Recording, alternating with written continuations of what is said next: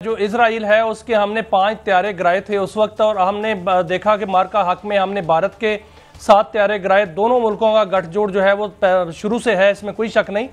अब जो उनके वजीर खारजा वहां पर आए हैं भारत के अंदर, और भारतीय मीडिया ये बार बार और बड़े जोर से कह रहा है कि इजराइल हमें टेक्नोलॉजी दे रहा है, हम जो भारत जो है वो हाइड्रोजन बम का भी तजर्बा करेगा।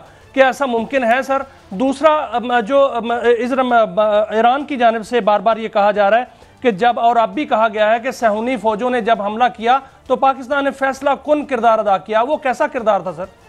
मियां साहब देखिए, ये बहुत अच्छा हो गया कि एक सीरियस नोट पे एज एनालिस्ट मैं अर्ज करना चाहूंगा कि ये जो इजराइल का हमला हुआ था उससे हमारे दोस्त और भाई ईरान मुल्क की आंखें खुल गई। खास तौर पर जो इंडिया ने एक पर्दा उन पर डाला हुआ था, जैसे एक दोस्ती का रूप धारा हुआ था, और वो कहते थे कि हमसे ज्यादा आपका सिंपथाइजर कोई नहीं है, हम आपकी बड़ी मदद करते हैं। चाबहार डेवलप हो रहा था, आपने पोर्ट देखा था, अमेरिका ने खास एग्जेम्पशन दी थी इंडिया को कि in spite of all sanction जो ईरान के खिलाफ अमेरिका ने लगाई हुई थी, इंडिया को रिलैक्सेशन दी गई थी चाबहार की, और बदकिस्मती से 6 महीने का फिर एक्सटेंशन मिल गई है, जो मुझे लगता है कि और एक्सटेंड हो जाएगी। तो इंडिया ने एक बहुत ज्यादा एक एलिमेंट ऑफ ट्रस्ट या कंफर्ट लेवल ईरान के जहन में पैदा किया हुआ था, और जाहिर है वो BLM उनको सपोर्ट करना होता है। गुलभूषण यादव, मुझे याद कराने की आपको या आपके व्यूअर्स को जरूरत नहीं है वो कहाँ से पकड़ा गया था और कहाँ से इधर स्मगल हुआ था। तो ये सारे बैकग्राउंड में ईरान का एक कंफर्ट लेवल कहीं बेहतर था बाकी मुल्कों की निस्बत इंडिया के बारे में। लेकिन जब आपने देखा मुसायद ने जितनी पिन पॉइंटेड एक्यूरेसी से उनके साइंटिस्ट को एलिमिनेट किया, उनकी मिलिट्री इंस्टॉलेशंस को हिट किया, तो कुछ हमने भी उनको एक इन्फॉर्मेशन या सपोर्ट दी थी, ये कहकर कि आपकी आंखें खुलनी चाहिए, आपका बहुत ज्यादा जो इन्फॉर्मेशन लीक हो रही है वो उन लेबर में या उन सुपरवाइजर्स के या उन कॉन्ट्रैक्टर्स के थ्रू हो रही है जिनको आपने चाबहार या इस तरह की और इंस्टॉलेशन पर काम करने की इजाजत दी हुई है। तो इजराइल ने उन्हीं लोगों को यूज किया इंफॉर्मेशन के सिलसिले में अपनी मुसायद में पेनिट्रेशन करने के लिए, और यही पिन पॉइंट उनकी लोकेशंस, स्पेशली जो न्यूक्लियर साइंटिस्ट के बारे में जो इंफॉर्मेशन गई थी, वो कॉम्प्रोमाइज इसी वजह से हुई थी कि मसाद बहुत ज्यादा पेनिट्रेट कर चुकी थी, और उसमें बहुत ज्यादा हिस्सा उन्हीं प्रोजेक्ट्स का था जो इंडिया ने ईरान के अंदर शुरू किया। सर आपने बहुत बड़ी मालूमात जो है वो हमारे नाजरीन के लिए जो है वो आज दी हैं। सर ये भी फरमाइएगा कि पाकिस्तान के लिए बहुत बड़ी खबर यह है कि 8 जदीद तरीन आबदोजें जो हैं वो चीन पाकिस्तान को देने जा रहा है, और अमीरुल बहर ने भी वहां पर ये ऐलान किया है बाकायदा तौर पर चाइना के अंदर।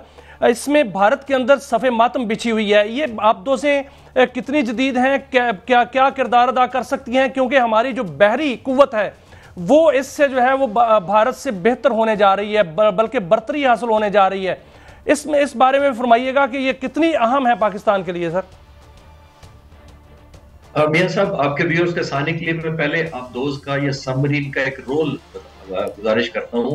65 की जंग में भी हमने हिंदुस्तान को एक बहुत बड़ा सरप्राइज दिया था। हमारी सबमरीन ने जाकर इनके द्वारका पर हमला किया था, कंप्लीट साइलेंट गई थी और बिल्कुल डिटेक्ट नहीं हुई थी लास्ट मिनट तक। पहली बात तो ये सबमरीन करती क्या है, ये पानी के सब सर्विस, यानी कि पानी के नीचे चली जाती है। इसके जो क्रू होता है वो ट्रेंड होता है कई कई हफ्तों तक ज़ेरे ज़मीन रहने के लिए। अब मैं सबमरीन के विजिट कर चुका हूँ और आपको शायद सुनकर हैरत हो कि उनको खाना फ्रेश नहीं मिलता, बिकॉज उसके अंदर स्टोरेज की फैसिलिटी नहीं होती।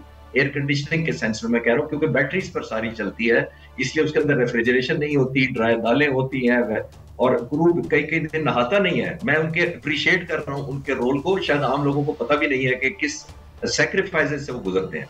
इसका सबसे बड़ा मिलिट्री पॉइंट ऑफ व्यू से एक एडवांटेज ये होता है कि ये जब सरफेस चली जाए, इसको डिटेक्ट करना मुश्किल होता है। ऑल्दो सेंसर्स आ गए जो डिटेक्ट कर लेते हैं, लेकिन डिपेंड करता है कि उसकी पानी के नीचे रहने की कितनी देर तक स्टेमिना है, और वो बैटरी लाइफ पर डिपेंडेंट होता है।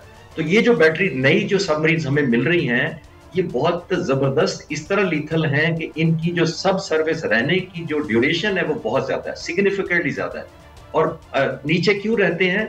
हर सबमरीन को अपनी बैटरी चार्ज करने के लिए सतह समंदर पर आना पड़ता है। जब वो सतह समंदर पर आती है तो दुश्मन के जहाज और सर्विलेंस के जो स्कैनर्स होते हैं उनको पिक कर लेते हैं, जिसका मतलब ये हुआ कि जितना वो पानी के नीचे रहेंगे, यानी जितनी उनकी बैटरीज अच्छी होंगी कि उनको कम से कम आना पड़े या ज्यादा ड्यूरेशन पानी के अंदर गुजारेंगी, उतना ही वो अपना सरप्राइज एलिमेंट अपने पास रख सकेंगी।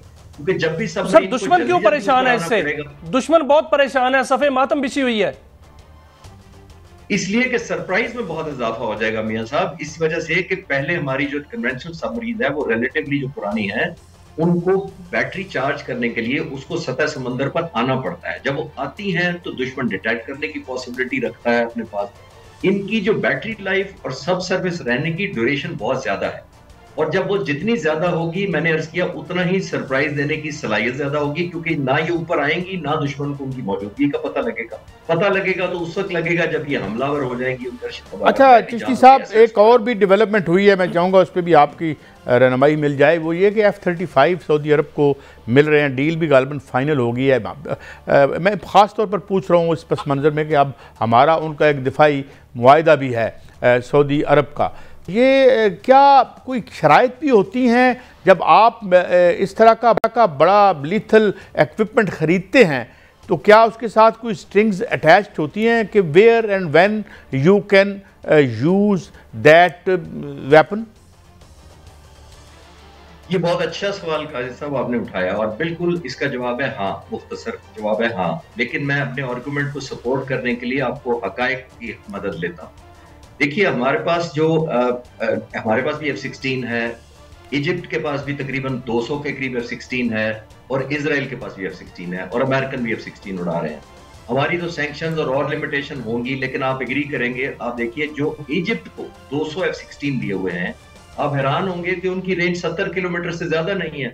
30 से 35 किलोमीटर के उनके पास एक मिसाइल है AIM-9M, और उसके जो AMRAAM है वो पुराने वर्जन दी गई है, क्योंकि एक्सपोर्ट रिस्ट्रिक्शन लगाई गई। जिसका मतलब ये है कि अगर इजराइल के पास जो मिसाइल है वो तकरीबन 170 से 80 किलोमीटर तक फायर कर सकता है, और जो इजिप्शियन अगर किसी जगह उनका मुकाबला हो जाए तो वो 70 किलोमीटर, सिर्फ 70 किलोमीटर से आगे नहीं जाता। तो ये एक मैंने मिसाल दी एक्सपोर्ट वर्जन की। चले अब सऊदी अरब पर आ जाते हैं। सऊदी अरब के पास जो F-15C है वो लेटेस्ट नहीं है, उसके अंदर भी इंपोर्ट लगी है, एक्सपोर्ट रिस्ट्रिक्शन लगी हुई है। उनके पास जो जहाज और मिसाइल लगे हुए हैं वो ऑलमोस्ट एक 80 से लेकर 120 किलोमीटर मैक्सिमम है जो सऊदी अरब के पास F-15C है। जो अमेरिका खुद F-15D उड़ाता है वो वैसे मैंने कि 160 से 70 किलोमीटर तक जाता है। यानी हमेशा अमेरिका एक्सपोर्ट करते वक्त ये जहन में रखता है कि आपका मुकाबला किससे होना है। अमेरिका को पता है कि उनका मुकाबला इन मुल्कों का अगर कभी हुआ लाइकली तो इसराइल से होना है, तो इसराइल को हमेशा एडवांटेजेस पोजीशन दी जाती है कि उनके पास रेंज ऐसी होनी चाहिए, first shoot, first look and first survive capability. वो जाहिर है फिर उसके पास ज्यादा हो जाती है इसराइल के पास, और मिलिट्री इसके जो दो मुल्क हैं उन पास कम हो जाती है। आखिर में मैं एक और मिसाल आपको देता चलूं। पाकिस्तान को जब 1982 में F-16 मिले थे तो अमेरिकन हुकूमत ने और उनके पॉलिसी मेकर्स ने कहा था कि हम पाकिस्तान को J-79 इंजन देंगे जो इंफीरियर इंजन, और F-100 मोस्ट मॉडर्न था जो वो खुद इस्तेमाल कर रहे थे। तो J-79 की थ्रस्ट कम थी, जाहिर उसकी वजह से उसकी मैन्यूवरेबिलिटी कम थी, उसका रेट ऑफ क्लाइंब कम था, तो वो कॉम्बैट में इतना अच्छा नहीं हो सकता था। बहुत अच्छा किया उस वक्त की लीडरशिप ने, जनरल ज़ियाउल हक ने पाक फिजाइया से पूछा तो पाक फिजाइया ने रिकमेंड किया कि हमें ये जहाज खरीदने नहीं चाहिए J-79 इंजन के साथ, और हमने इंसिस्ट किया कि हमें F-100 इंजन के देंगे, क्योंकि उस वक्त सोवियत यूनियन आया था जिसकी वजह से हमें मिल रहे थे। तो हमें फिर अमेरिकन ने मजबूरी में F-100 इंजन के दिए, और अल्हम्दुलिल्लाह आज हम वही उड़ा रहे हैं।